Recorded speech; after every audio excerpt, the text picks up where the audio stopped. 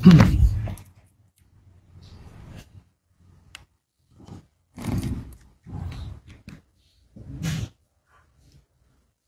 โมนะโมนะโมนะครับเวลา8:30 น.ก็ขอนิมนต์นะครับคุณเจ้าครบแล้วปีนี้ดีนะครับผมตั้งแต่ผมเข้ามาปฏิบัติร่วมกับพระคุณเจ้า7 วันผมเห็นความเรียบพร้อมผมเห็นความเรียบร้อยแล้วก็เป็นความตั้งใจของคณะปีที่12นี้เรียบร้อยนะครับผมดีใจเหลือเกินเพราะว่าแต่ละปีนี่พระคุณเจ้าก็จะแตกต่างกันนะครับในเรื่องของความพร้อมเพรียงในเรื่องของการที่เราจะต้องกดขันกันนะครับในเรื่องของวินัยบางเรื่องแล้วก็เรื่องของความที่เป็นเรียกว่าการไม่พร้อมเพรียงนะครับแต่ปีนี้ปีที่12เท่าที่ผมเห็นนะครับเท่าที่ผมเห็นตอนที่ผมเข้ามาร่วมใน7 วันนี้นะครับก็ถือว่าปีนี้ปีที่12คณะที่มาร่วมกันก็ถือว่ามีความพร้อมเพรียงนะครับก็เป็นระเบียบเรียบร้อยแล้วก็สิ่งหนึ่งที่ได้เห็นชัดเจนก็คือหนึ่งก็คือเรื่องของเสียงไม่ค่อยดังกันกว่าทุกปีใช่ไหมครับอาจารย์เลศมีหรือเปล่าได้บทเรียนไปแล้วนะได้บทเรียนไปแล้วถึงว่าเพราะทุกปีที่ผมมาในช่วงภาคเหนือหรือว่าพวกภาคกลางเนี่ยสิ่งแรกเลยที่ผมจะขาดไม่ได้ในการที่เราจะได้พบกันนี่ก็คือเรื่องเสียงเมื่อไรที่มีเวลาพักเสียงก็จะเป็นไปตามที่เราทราบกันดีนะครับแล้วในเรื่องของเสียงการพูดคุยในเรื่องของเสียงในการพูดอะไรกันก็ตามแล้วก็ในเรื่องของการเล่นโทรศัพท์แต่ปีนี้ก็ถือว่าลดน้อยลงไปนะครับก็อาจารย์เรียกว่ามีได้บทเรียนกันไปแล้วก็ถือว่าโอ้นี่แสดงว่าบทเรียนที่ดีมากเลยนะบทเรียนปีนี้ถ้าทางจะแรงอ๋อแต่ปีที่แล้วที่มหาสมัยนี่เป็นอะไรที่แบบฮิตมากนะครับต้องถามท่านอัครวรรณโนดูนี่ปีที่แล้วนี่เกือบทุกแมตช์แต่ปีนี้ก็ได้ยินแค่บทครั้งเดียวที่ผมเห็นนะครับก็ถือว่าโอ้ปีนี้เป็นปีที่น่าชื่นชมนะครับแล้วก็คณะที่มาเข้าร่วมจาริกก็ถือว่าทุกท่านมีความพร้อมนะครับแต่คิดว่าถ้าไม่มีอะไรผิดพลาดนะครับด้วยตัวของท่านเองผมคิดว่าทุกรูปน่าจะได้ไปอินเดียกันนะครับน่าจะไปอินเดียเดินจาริกด้วยกันแล้วก็ไปร่วมบุญร่วมสร้างบารมีร่วมกันที่อินเดียนะครับเพราะว่าในการคัดเลือกในโซนภาคเหนือเนี่ยก็ยังอยู่ในการคัดเลือกนะครับไม่ใช่ว่าทุกท่านยังจะได้ไปด้วยเรื่องของมีเหตุหลายอย่างที่เป็นข้อกำหนดที่เราจะต้องคัดเลือกพระคุณเจ้าไปนะครับไม่ว่าจะเป็นเรื่องของการอยู่ร่วมกันในหมู่คณะแล้วก็ความเป็นระเบียบเรียบร้อยแล้วก็ความมีความอดทนอดกลั้นนะครับในการเดินแล้วก็สู้กับสภาวะต่างๆเพราะว่าการเดินภาคเหนือนะครับเราก็จะมาทดสอบร่างกายของเราแล้วก็มาสร้างภูมิในเรื่องของอากาศนะครับอันนี้ไม่แน่ใจน่าจะมีพระอาจารย์ท่านเรียนแล้วนะครับว่าเรามาภาคเหนือเนี่ยคือหลักเลยแล้วก็ต้องมาเจอกับอากาศหนาวเป็นหลักนะครับเพราะว่าที่ประเทศอินเดียเนี่ยเดือนแรกเนี่ยแน่นอนนะครับเราไปเจออากาศหนาวแน่ๆเพราะว่าเราเดินทางกุมภาพันธ์นะครับกว่ามันจะหมดหนาวก็ต้องไปนู่นนะครับเกือบมีนาคมหรืออาจจะกลางมีนาคมนะครับเพราะฉะนั้นพระคุณเจ้าจะต้องรับเจออากาศหนาวแล้วประเทศอินเดียไม่ใช่หนาวแบบประเทศบ้านเรานะครับเขาจะหนาวแบบโอ้โหสุดยอดเลยเพราะฉะนั้นเส้นทางในภาคเหนือเนี่ยจะเป็นการเส้นทางที่จะทำให้เราเนี่ยได้ทดสอบร่างกายของเราด้วยการรับอากาศหนาวยิ่งหนาวยิ่งดีนะครับยิ่งหนาวเราจะได้ยิ่งปรับตัวนะครับแล้วก็หนึ่งเรื่องของฝนถ้ามีฝนด้วยยิ่งดีนะครับอันนี้ผมบอกเลยว่าเราจะได้สร้างภูมิคุ้มกันของเราไว้ก่อนเราจะถ้าจะเจ็บป่วยให้เจ็บป่วยที่นี่นะครับผมสังเกตหลายปีแล้วว่าถ้าพระที่เราร่วมเดินทุดงค์ด้วยกันเนี่ยเราร่วมเดินกันเนี่ยถ้าเจ็บป่วยในประเทศไทยแล้วส่วนใหญ่ไปประเทศอินเดียจะไม่ค่อยเจ็บป่วยหรอกครับก็จะเป็นแค่ไอแห้งๆเป็นไข้หวัดนะครับแต่ไม่มีใครที่ป่วยหนักนะครับถ้าโดยธรรมชาติแล้วเราจะไม่ป่วยหนักกันแต่ส่วนใหญ่แล้วจะป่วยหนักกันที่ประเทศไทยก่อนอันนี้ดี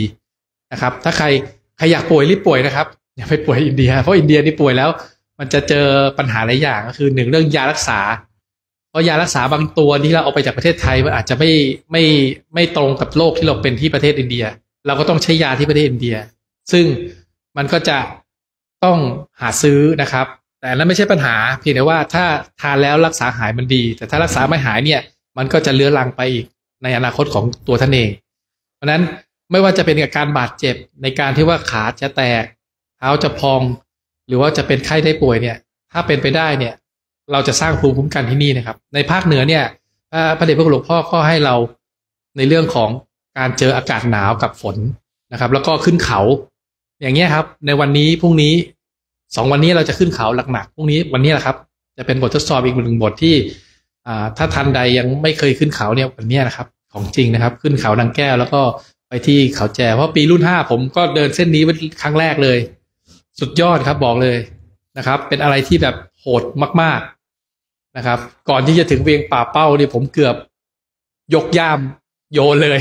แล้วก็แบบไปแล้วอินเดียขอยอมแพ้ก็ผมก็โชคดีนะครับที่ได้หมู่คณะช่วยเหลือกันก็เป็นความสามัคคีเป็นความเอื้อเฟื้อเผื่อแผ่ผมก็ยังจำเป็นเหตุการณ์ที่แบบไม่เคยลืมเลยว่า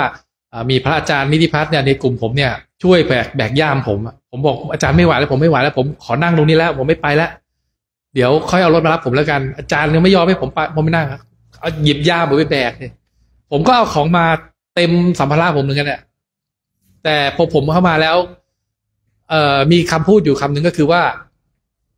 ท่านเอาของอะไรมาก็ตามท่านต้องแบกใช่ไหมครับห้ามเอาขึ้นรถห้ามฝากห้ามเอาขึ้นรถนะครับแต่จะสละอะไรก็ได้แล้วแต่สละไปเลยแต่สละไปแล้วเนี่ยจะหาใหม่ยากนะครับสิ่งที่ผมได้ยินมาแล้วก็ได้เห็นมาเนี่ยผมก็ตั้งปณิธานตัวเองเลยว่าโอเคผมอะไรมาผมก็เอาแบบเลยผมจะไม่สละอะไรสักชิ้นหนึ่งแล้วผมก็ทำอย่างนั้นจริงๆนั่นคือความคิดของผมในตอนนั้นเส้นทางที่ผ่านมาจากผมเริ่มต้นจากวัดอุโมงค์เชียงใหม่นะครับไม่ได้จากลำปางก็เดินเลาะมาเรื่อยครับดอยสะเก็ดขึ้นมาเนี่ยแล้วก็มาเดินมาจะตายอยู่ตรงที่เวียงป่าเป้าเนี่ยขึ้นเลยนางแก้วไปนี่แหละครับเลยขุนแจไปนี่แหละไปถึงเวียงป่าเป้าทางเวียงป่าเป้าไม่ง่ายนะครับแต่ว่ามันก็ไม่ยากกว่าขุนแจแต่ว่าทำไมผมเหนื่อยมากขนาดนั้นผมยังไม่เข้าใจวันนั้นแล้วก็ไม่ไหวจริงผมยอมแพ้เลยอะของทุกอย่างผมบอกผมจะไปแล้วผมไม่เอาแล้วอาจารย์นิติพัฒน์ที่เป็นพระในกลุ่มเป็นพระเลขาหยิบย่ามผมไปบอกดันผมไปเพราะท่านเดินคนสุดท้ายแล้วท่านดันผมไปเลยบอกอาจารย์ไปมาผมช่วย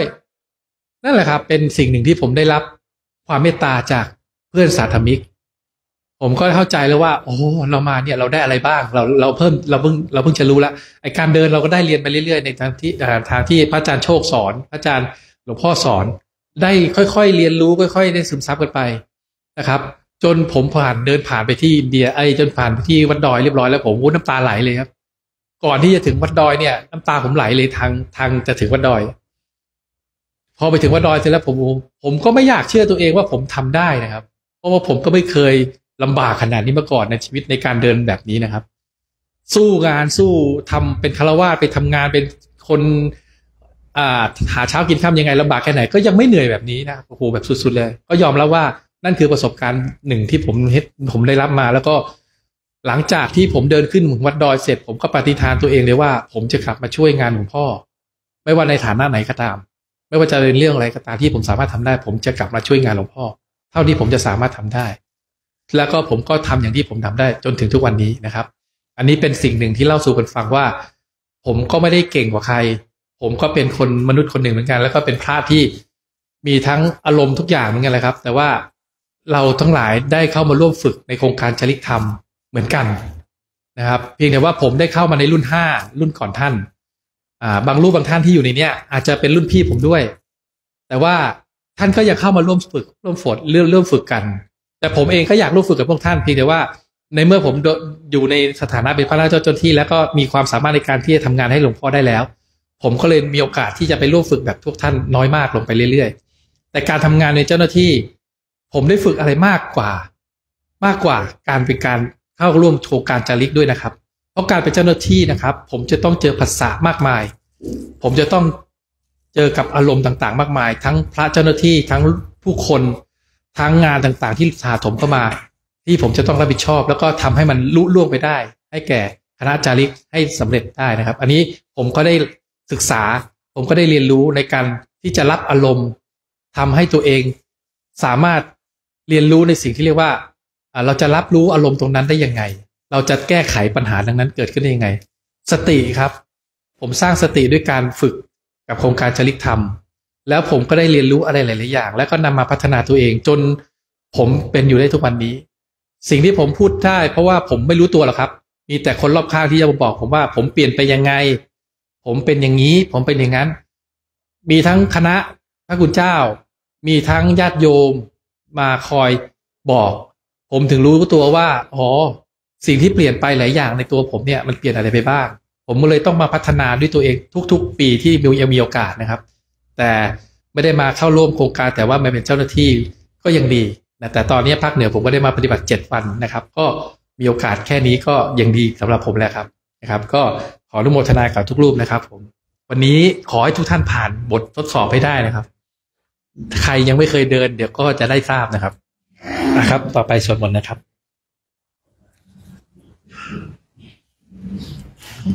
ครับขออนุญาตเป็นต้นเสียงนำสวดมนต์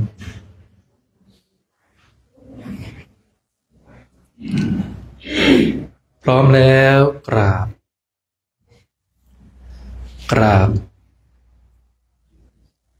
บโยโสภควาอะระหังสัมมาสัมพุทโธสวากขาโตเยนะภควตาธัมโมสุปฏิปันโนยัสสะภะคะวะโตสาวกสังโฆธัมมยังภะคะวันตังสัทธัมมังสังฆังอิเมหิสการะหิยะทาระหังอาโรปิเตหิทิปุชยามะสาธุโนพันเตภควาสุจิระปรินิพพุโต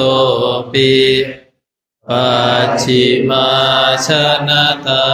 นุกัมปมานัสสะอิเม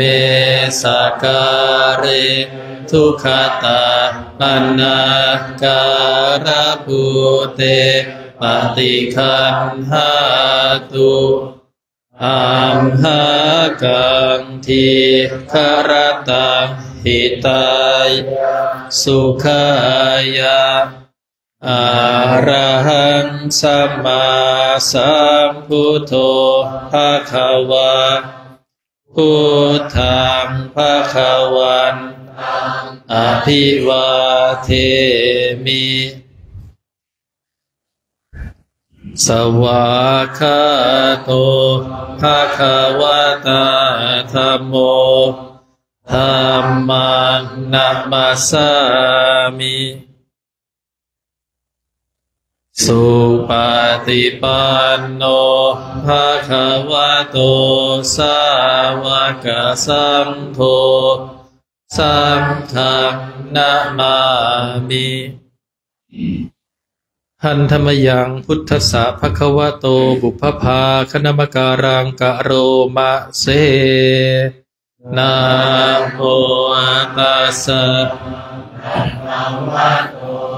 อะระหะโตสัมมาสัมพุทธัสสะนะโมตัสสะภะคะวะโตอะระหะโตสัมมาสัมพุทธัสสะนะโมตัสสะภะคะวะโตอะระหะโตสัมมาสัมพุทธัสสะเปิดหนังสือไปหน้า50ครับหันธรรมยังปฐมพุทธภาสิตะคาทายโยพนามะเส อเนกชาติสังสารังสันทาวิสังอนิพิสังเมื่อเรายังไม่พบญาณได้แล่นท่องเที่ยวในสงสารเป็นอเนกชาติคาหาการังขเวสันโตทุกขาชาติปุนาปุนังแสวงหาอยู่ซึ่งนายช่างปลูกเรือนคือตัณหาผู้สร้างภพการเกิดทุกข์เป็นทุกข์ร่ำไปคาหาการกทิโทสิปุนะเคหังนากาสีนี่แน่นายช่างปลูกเรือนเรารู้จักเจ้าเสียแล้วเจ้าจะทำเรือนให้เราไม่ได้ต่อไปสัพพาเตภาสุกาภาคาคากุตังวิสังขตังโครงเรือนทั้งหมดของเจ้าเราหักเสียแล้วยอดเรือนเราก็รื้อเสียแล้ววิสังขารคตังจิตตังตัณหานังขยมาชคาจิตของเราถึงแล้วซึ่งสภาพที่ปรุงแต่งไม่ได้อีกต่อไปมันได้ถึงแล้วซึ่งความสิ้นไปแห่งตัณหาคือถึงนิพพานหันธมยังตยะตายนาคาทาโยพระนามเสชินทะโสตังปารากรรมกาเมปนุทะพรามนาท่านจงพยายามตัดตัณหาเพียงดังกระแสน้ำเสียจงถ่ายถอนกามทั้งหลายเสียเถิดนาพรามนาปะหายามุนีกาเมเนกาตะมุปาปัชชติเพราะมุนีไม่ละกามทั้งหลายแล้วจะเข้าถึงความเป็นผู้เดียวไม่ได้กายิราเจกายิราเทนังทันหะเมปะรักกะเมถ้าจะทำก็พึงทำกิจนั้นเถิดแต่พึงบากบั่นทำกิจนั้นให้จริง ทิโลหิปริภาพระโยโยอากิรเตระชังเพราะสมณธรรมที่ประพฤติย่อหย่อนยิ่งโปรยโทษดุจธุลีลงอากาตังทุกกตังเสยโยชาตาปฏิทุกกตังความชั่วไม่ทำเสียเลยดีกว่าเพราะทำแล้วย่อมเดือดร้อนในภายหลังกาตันจะสุกตังเสยโยยังกาตวานานุปปติทำความดีนั่นแหละดีกว่าเพราะทำแล้วย่อมไม่เดือดร้อนในภายหลังกุโสยถาทุกขหิโตหัตถเมวานุกันตติยาคาที่บุคคลจับไม่ดีย่อมบาดมือตนเองชั้นใดสามัญยังทุปะรามัตถังนิรยาอยู่ปะกัตถติความเป็นสมณะอันบรรพชิตรักษาไม่ดีย่อมฉุดไปนรกฉันนั้น ยังกินจิสิทธิลังกรรมังสังกิริทันจะยังวตังสังกัสสรังพรหมจริยังนาตังโหติมหาภลันติการงานอันใดอันหนึ่งที่ย่อหย่อนด้วยความประพฤติอันใดที่เศร้าหมองแล้วด้วยและพรหมจรรย์อันใดที่ตนระลึกด้วยความเกียรติคร้านด้วยที่สามอย่างนั้นย่อมเป็นของไม่มีผลมากดังนี้เป็นหนังสือเป็นหน้า91ครับกรวดน้ำหันธมยังสัพพปฏิทานาคาทายโยพนามะเสปุญญาสิทานิกตาสยานัญญานิกตานิเมเตสันจะภาคิโนโหตุสัตตานันตาปะมานกาสัตว์ทั้งหลายไม่มีที่สุดไม่มีประมาณจงมีส่วนแห่งบุญที่ข้าพระเจ้าในความนี้และแห่งบุญอื่นที่ได้ทำไว้ก่อนแล้วเยปิยาคุณวันตาจะไม่หังมาตาปิตาทะโยทิฏฐาเมจาปยาทิฏฐาวาอัญเยมัชชัตตะเวริโนคือจะเป็นสัตว์เหล่าใดซึ่งเป็นที่รักใคร่และมีบุญคุณเช่นมารดาบิดาของข้าพระเจ้าเป็นต้นก็ดีที่ข้าพระเจ้าเห็นแล้วหรือไม่ได้เห็นก็ดีสัตว์เหล่าที่เป็นกลางกลางหรือเป็นคู่เวรกันก็ดีสัตตาติขันติโลกัสสมิงเตภูมิมาจตุโยนิกาปัญเจกจตุโวการะสังสารันภวาภเวสัตว์ทั้งหลายตั้งอยู่ในโลกอยู่ในภูมิทั้งสามอยู่ในกำเนิดทั้งสี่มีขันธ์ห้าขันธ์มีขันธ์เดียวมีขันธ์สี่ขันธ์กำลังท่องเที่ยวอยู่ในภพน้อยภพใหญ่ก็ดียาตังเยปฏิทานาเมอนุโมทันตุเตสยังเยจิมังนาปชานันติเทวาเตสังนิเวทยุงสัตว์เหล่าใดรู้ส่วนที่ข้าพระเจ้าแผ่ให้แล้วสัตว์เหล่านั้นจงอนุโมทนาเองเถิดส่วนสัตว์เหล่าใดยังไม่รู้ส่วนบุญนี้ขอเทวดาทั้งหลายให้รู้มายาทินนานาปุญญานังอนุโมทนาเหตุนาสัพเพสัตตาสัทธาหุนตุอเวราสุขชีวิโนเขมาปะทันจะปาปนตุเตสาสาสิชตังสุภา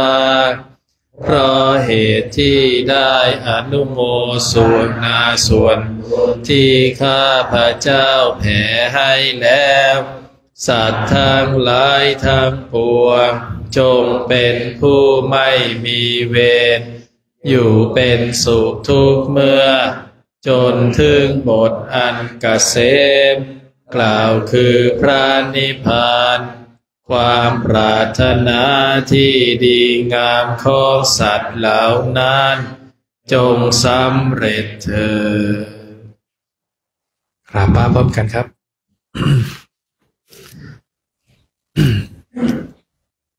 อะระหังสัมมาสัมพุทโธภะคะวาพุทธังภะคะวันตังอภิวาเทมิ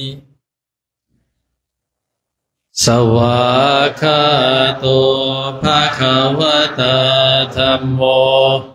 ธัมมังนัมมัสสามิ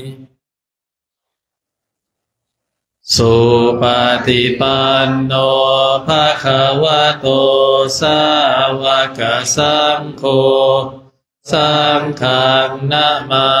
มิครับนิมนต์เลยครับ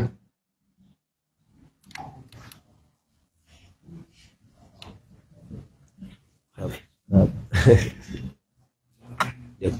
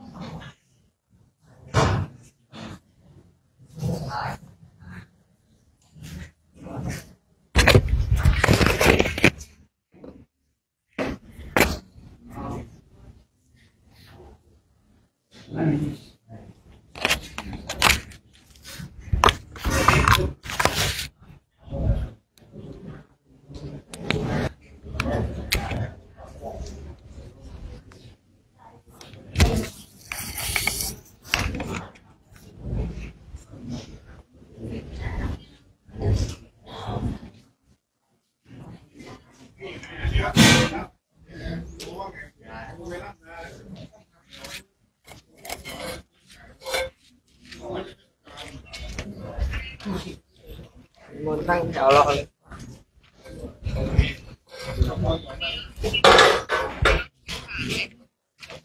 หมูประมาณนี้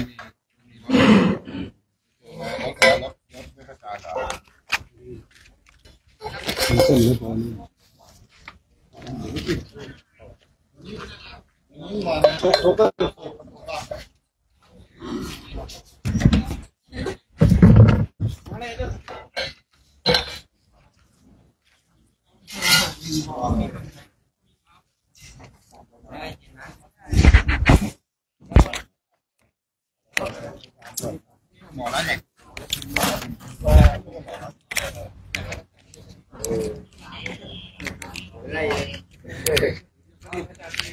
มี2 อันแล้วอันนึง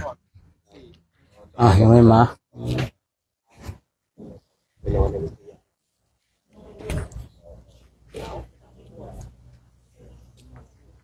วันนี้ก็เจริญพรเนาะญาติโยมช่วงนี้ก็เป็นช่วงที่เราจะได้พิจารณาอาหารตักอาหารกันแล้วนะซึ่งคณะพระภิกษุสงฆ์ก็จะได้พิจารณาอาหารกันคณะพระภิกษุสงฆ์ก็จะได้ตักอาหารนะเพราะว่าพอเราได้ฉันอาหารเสร็จเราก็จะได้เดินทางต่อเดินทางสู่เรียงขุนแจนะซึ่งเรียงขุนแจนี่ก็ไม่ไกลเท่าไหร่นะแต่ก็ไปถึงอยู่เนาะฉะนั้นชีวิตของเราก็เป็นชีวิตที่ต้องศึกษาต้องเรียนรู้เราจะต้องมาทำความเข้าใจกับชีวิตของเราซึ่งข้าวน้ำโภชนะอาหารวันนี้ก็ญาติโยมบ้างแม่ชีบ้างก็มาร่วมด้วยช่วยกันผลไม้ละมือเพื่อเป็นการร่วมสร้างบุญบารมีต่อกันบุญและบารมีเราก็ขนขวายเอาญาติโยมถ้าเราไม่ขนขวายแล้วก็บุญก็ไม่ได้บารมีก็ไม่เกิดแต่นี้อาศัยว่าเราเนี่ยมาร่วมด้วยช่วยกันสร้างทั้งบุญสร้างทั้งบารมีเราได้บุญเราก็จะได้เพิ่มบารมีธรรมของเราให้มากยิ่งขึ้นไปอำนาจของทานจึงเป็นอำนาจที่อัศจรรย์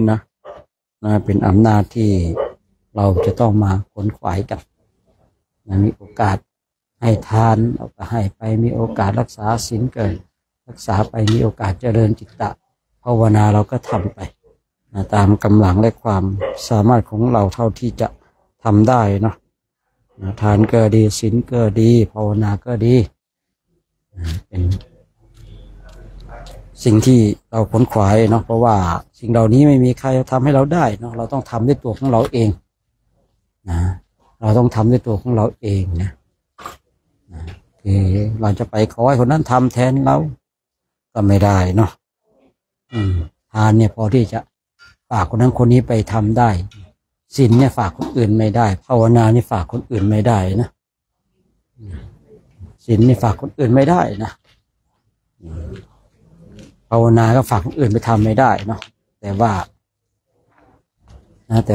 ไอ้ทานเนี่ยพอที่จะฝากคนอื่นนะฝากคนอื่นไปทำได้ฉะนั้นก็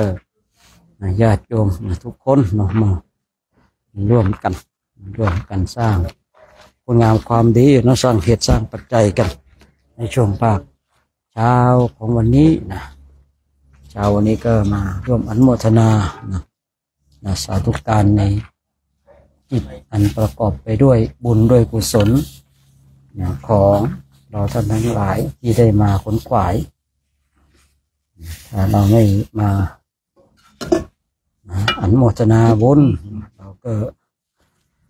จะได้บุญได้อย่างไรนะเราบุญเราก็ต้องอนุโมทนานะอนุโมทนาไปตามเหตุตามปัจจัยตามกำลังและความสามารถของเราเพราะการอนุโมทนาบุญเป็นนี่อะไรเนี่ยน่าจะเป็นข้าวมันเยอะป่ะรอได้ป่ะ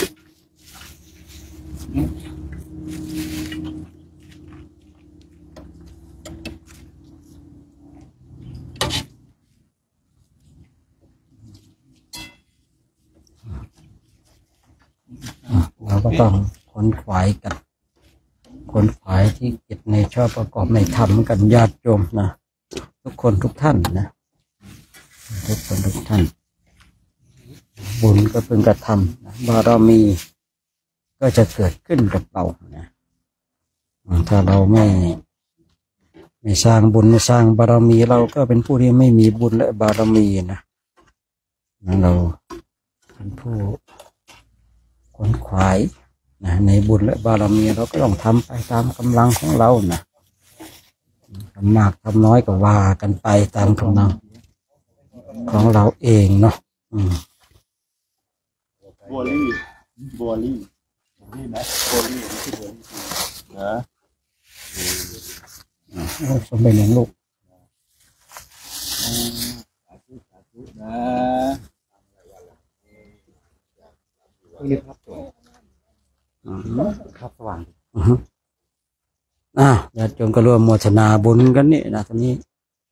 คณะพระภิกษุสงฆ์ก็กำลังพิจารณาอาหารกัน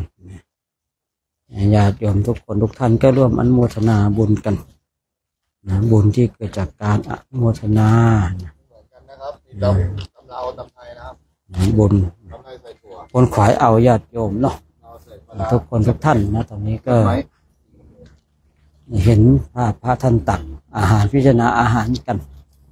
ก็เป็นภาพที่น่าประทับใจเนาะ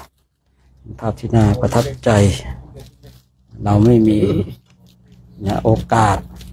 มาถวายทานตรงนี้แต่เรามีโอกาสที่จะมาร่วมอนุโมทนาบุญกับพระภิกษุสงฆ์เราเนาะเราก็มีโอกาสตรงจุดนี้นะ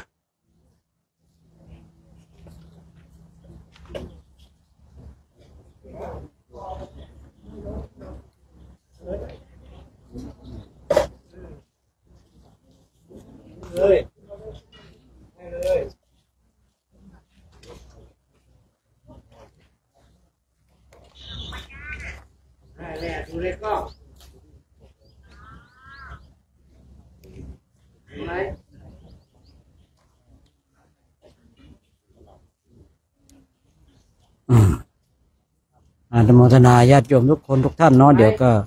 จะได้ไปรับพรด้วยกันนะเดี๋ยวก็จะไปได้รับพรด้วยกันนะรับพรด้วยกันตอนนี้พระภิกษุสงฆ์ก็กำลังพิจารณาอาหารญาติโยมก็เดี๋ยวคอยรับพรด้วยกันนะอนุโมทนาสาธุการกับญาติโยมทุกคนทุกท่านเนาะได้ร่วมกันด้วยกันเนาะ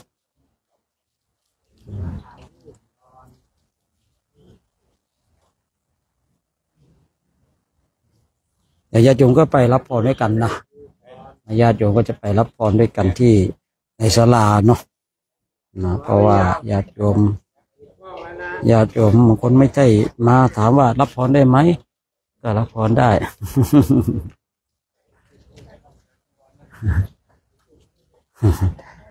ญาติโยมก็สามารถรับพรได้เหมือนกันเราไม่ได้มานั่นนะ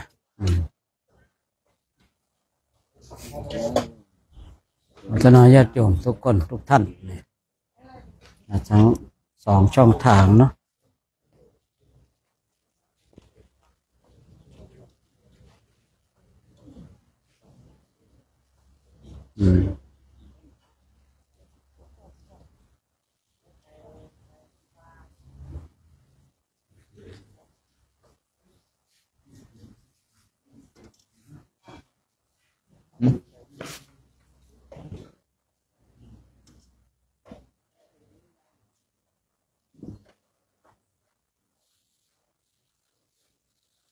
อันนี้เราก็เห็นเนาะพระคุณเจ้าเราตัก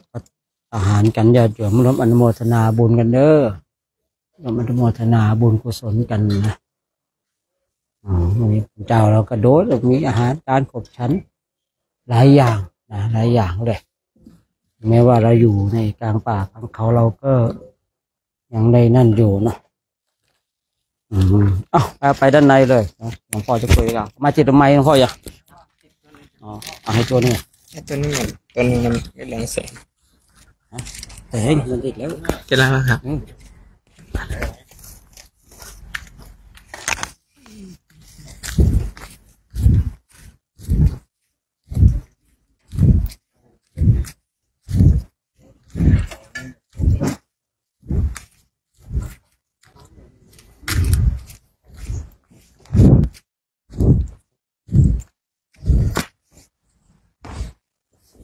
วันนี้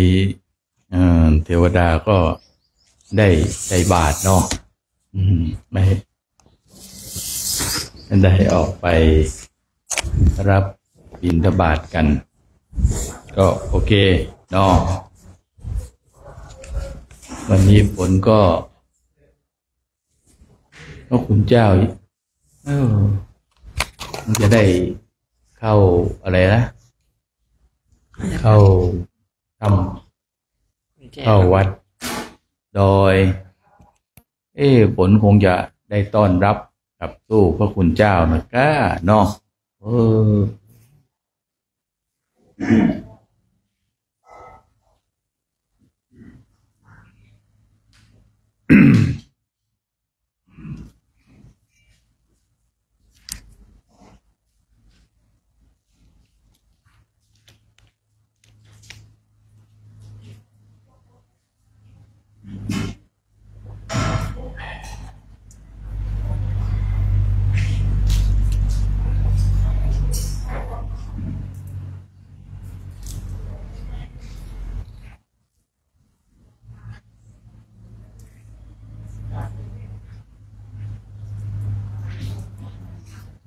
หมวกบางครั้งใส่กับร้อนไม่ใส่ก็หนาวเนาะ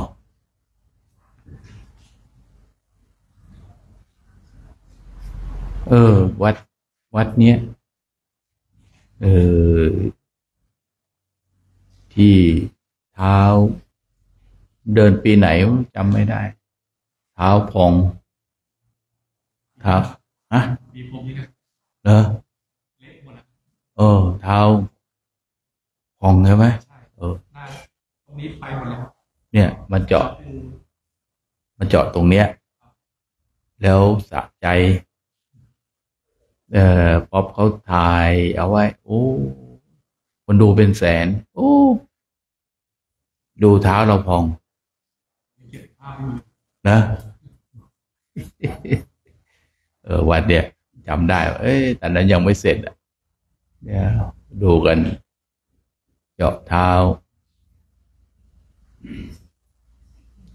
ก็เป็นเครื่องหมายที่ดีเนาะเจาะเท้าก็ไม่เว้นเนาะไม่เว้นจะเป็นใครเดินแล้วก็สังขารร่างกายมันก็เป็นปกติธรรมดา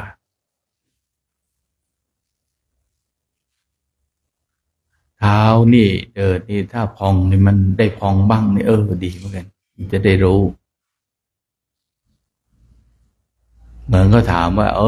ไปเดินนะเป็นยังไงบ้างเดินแล้วเท้าพองการที่เราเดินกันเป็นหมู่เป็นคณะก็เป็นการฝึกร่วมกันเรียนรู้ร่วมกันแต่ที่สมัยผมเป็นหนุ่มๆนี่มันเดินองค์เดียวเนาะมันสบายหน่อยเท้าไม่พองเพราะมันเดินไม่เยอะพอจะเยอะเราก็หยุดพอจะหยุดเราก็ไปเดินองค์เดียวนี่ก็จะมีส่วนที่ทำให้อะไรเท้า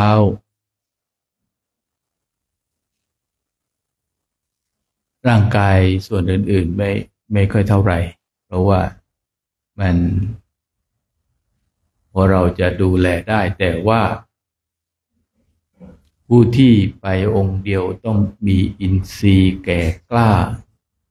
ที่ควบคุมตนเองได้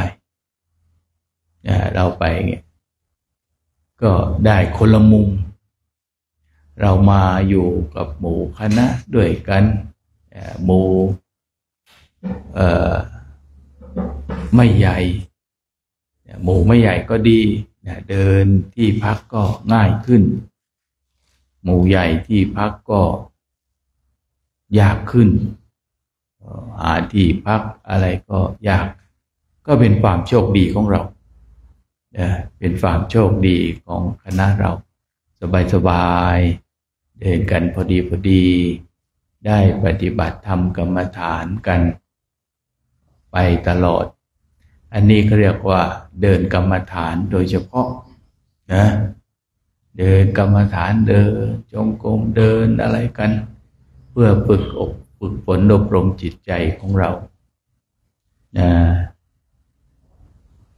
ยิ่งพระเรายุคนี้นี่ยุคต้องฝึกอย่างหนักเลยเพราะว่าพระคุณเจ้าสังเกตว่าจิตของเราเนี่ยทำไมถึงไม่ค่อยสงบหรือพอสงบมาแป๊บหนึ่งก็หายไปแหละแป๊บหนึ่งก็หายไป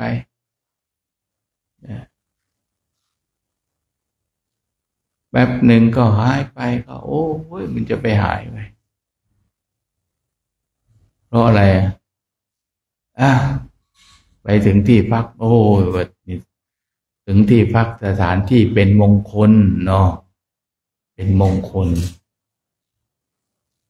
เดี๋ยวส่งข้อความหน่อยสิดูคลื่นครบอะไรครบส่งข้อความได้คุยแล้วไปดูข้อความกันแล้วตอนนี้ข้อความก็มีอะไรบ้างเรื่องเขาทะเลาะกันที่ชายแดนยิงกันไปยิงกันมาดูแล้วจิตของเราเป็นไงจิตมันก็เปลี่ยนแปลงจิตของเราก็เปลี่ยนแปลงจิตของเราก็หงุดหงิดงุ่นง่าน อันนี้สำคัญนะจิตของเราก็เป็นทุกข์เดือดร้อนเพราะว่าไอ้ที่เราภาวนามาหมดนั่นนะพระพุทธเจ้าเป็นอดีตไปเลยต้องระวังเลยนะระวังจิตของตนเองจิตที่มันส่งออกไปยิ่งส่งออกไปก็หมดไม่มีเริ่มต้นใหม่เห็นจิตแล้วเห็นจิตอีกกันอยู่อย่างนี้ฝึกฝนอบรมมันไปให้ทุกท่านนี่ได้ระลึกได้นึกถึงว่าจิตของเราเป็นยังไงจิตของเราไม่ดีจิตของเราเป็นยังไงเนี่ยเราก็ต้องศึกษาเรียนรู้ทำความเข้าใจกันเอาไว้ว่า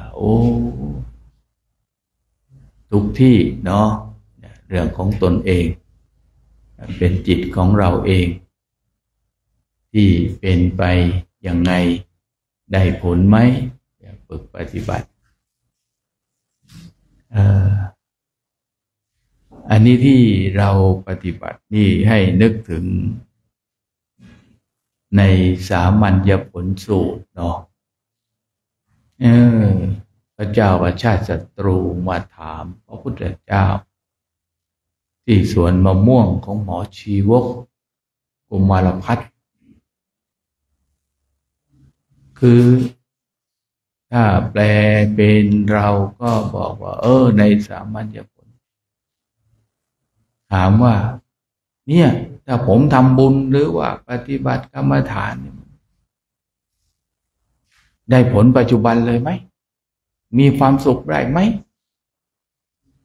พุทธเจ้าท่านก็ยังไม่ตอบก็ถามว่าเนี่ยไอ้ความสงสัยของมหาบพิตรเนี่ยเคยไปถามสมณพราหมณ์ผู้อื่นไหมไปถามไหมบอกโอ้ยไปถามมาแล้วครูทั้ง6ไปถามมาหมดแล้วไปถามเรื่องอันนี้เขาก็ตอบเรียกว่าถามเรื่องขนุนไปตอบขนุนสมลอก็ขนุนสมลอขนุนกินเม็ดถามอีกเรื่องตอบอีกเรื่องไปแล้วไม่ได้ผลท่านก็คิดเราจะมารุกรานสมณะที่เขาอาศัยในแว่นแฟนของเรามันไม่ถูกต้องไม่ศรัทธาเราก็นิ่งปล่อยให้แกไปเถอะให้แกอยู่ในทิฏฐิของแกไปแกก็เลยมาถามพระพุทธเจ้าพุทธเจ้าก็เลยตอบตรงไปที่ว่าโอ้เนี่ยเราต้องเป็นอย่างนี้นะถ้าท่านก็ไล่ลำดับได้ผลปัจจุบันเลยผลปัจจุบันที่ให้เช่นว่าถ้าทำบุญมันได้ความสุขไหมเอาได้ถ้าสมมุติว่าลูกศิษย์คนในนั้นเห็นว่าโอ้ยพระเจ้าอาชาติศัตรูอยู่สุขสบายเหลือเกินเนาะเราอยากจะได้แบบนี้บ้างก็เลยทำบุญไปออกบวชไปพอออกบวชไปแล้วพระองค์ก็ไปดูแลถามว่าคนที่มหาดเล็กที่ออกไปบวชเนี่ยได้ผลไหมได้ผลได้ความสุขแล้วท่านก็ไล่ลำดับมาภิกษุที่บวชมาในพระพุทธศาสนาได้ผ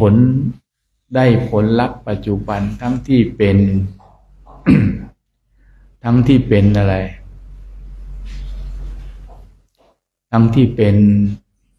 ปุถุชนอยู่ผลปัจจุบันคือความสุขใจเรียกว่าสามัญญผลสูตรคือสูตรปัจจุบันพระสูตรที่ว่าด้วยได้รับความสุขเหมือนเราปฏิบัติทำกรรมฐานก็ได้รับความสุขปัจจุบันเห็นทุกข์แล้วก็เห็นสุขเห็นสุขแล้วก็เห็นทุกข์แล้วก็กลับไปอยู่ที่มีความสุขตรงที่ว่าโอ้เนาะ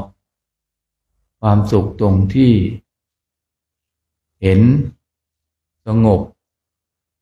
ได้ทุกคนอันนี้ถ้าเราทุกท่านได้ศึกษาเนี่ยเป็นพระได้ความสงบได้ความสุข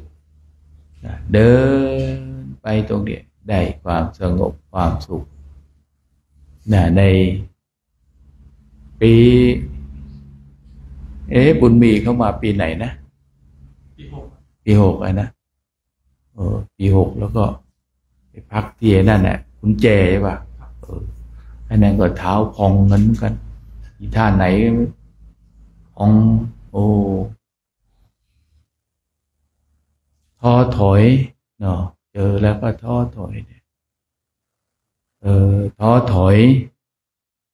ท้อถอยแล้วก็บอกโอ้ยได้ฟังบอกโอ้ยยอมแพ้ทำไมเนี่ยนะเอาย่อๆนะแล้วแกก็ฮึดสู้พวกก็ชวนหนีแกก็สู้ไปปฏิบัติเดินไปเนี่ยได้ผลปัจจุบันนะตัวเบากายเบาเท้าพองไม่เป็นไรแต่ใจมันสบายใจมีความสุข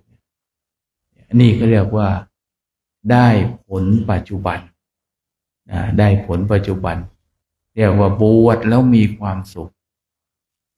ที่เกิดจากความสงบของจิตใจนะก็อนุโมทนากับมูลนิธิเพื่อแผ่นดินเนาะได้น้อมนำมาซึ่งกีฬานเพศัตถวายสงฆ์โครงการจาริกธรรม300 บาทพระศาสดาแล้วก็เจ้าภาพภัตตาหารวันที่12 ธันวาคมมีคุณเสริมเกียรติตั้ง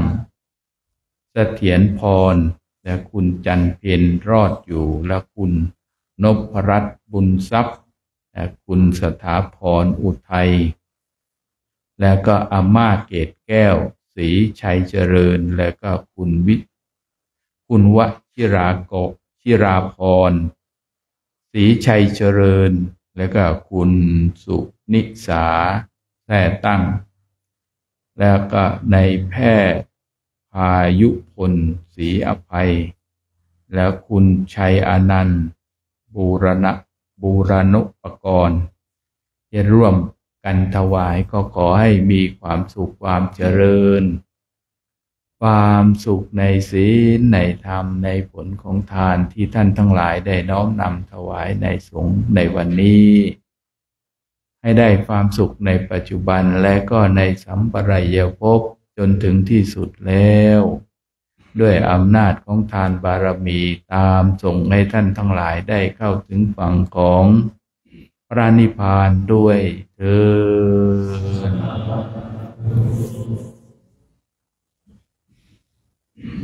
ยะถาวาริวาหาปุราปริปุเรนติสาครังเอวเมวะอิโตทินังเปตานังอุปกัปปติอิจิตังปฏิตังตุมหังคิปะเมวะสบิจตุสัพเบปุเรนตุสังกัปปาจันโทปนรสโสยถามณิโชติระโสยถาติวัสันตุสัมปโรโกวินาศตุมาเตภวันตรายโยสุขิติอายุโกภวะอภิวาทนาสิริสานิจังพุทธังปัจจายโนจัตตารโอธัมมาวันทันติอายุวันโนสุขังภาลังอังคันโตเวปัสสันนันอาคังธัมมังวิชานันอาเกพุทเทปัสสันนานังจักขิเนยอนุตตเรอาสัมเมปัสสันนานังวิราคุมปัสสัมเมสุอาเกสังเกปัสสันนานังปุญญเกเตอนุตตเรอาคัสมิงตังทัตตังอาคังปุญญภวันตติอา อายุจาวันโนจยาโสเกียรติสุขังพลัง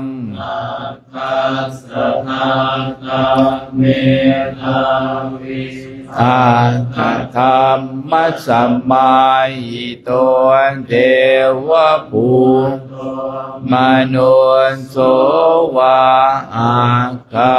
ปันปโมทติติมภวตุสัพพมังคะรักขันตุสัพพเทวตาพุทธานุภาเวนัสสัทธาโสติภวันตุเตภวตุสัพพมังคันตุสัพพเทวตาสัพมานุภาเวนัสสัทธาโสติภวันตุเตภวตุสัพพมังคันตุสัพพเทวตาสัพ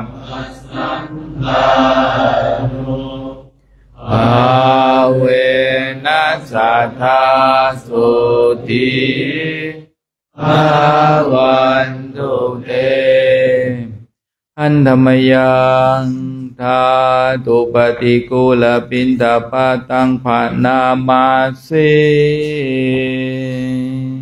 ยาปัจจยังปวันตมานังธาตุบันตะเวเว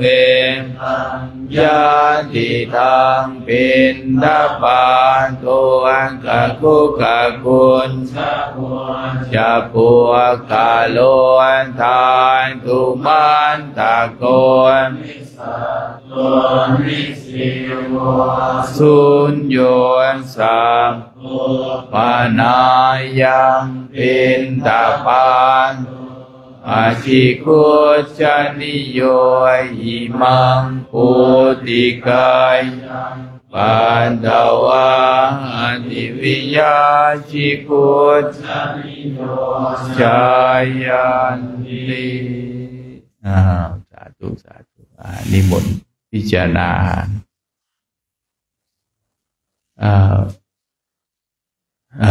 ญาติโยมทานข้าวทานน้ำกันเถอะก็ให้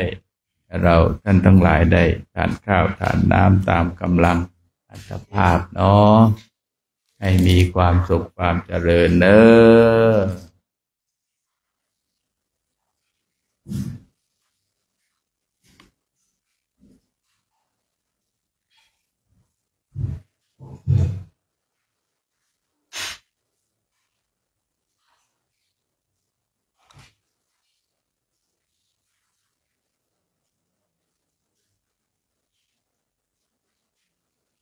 น้ำไหลน้ำเอาน้ำเนอะ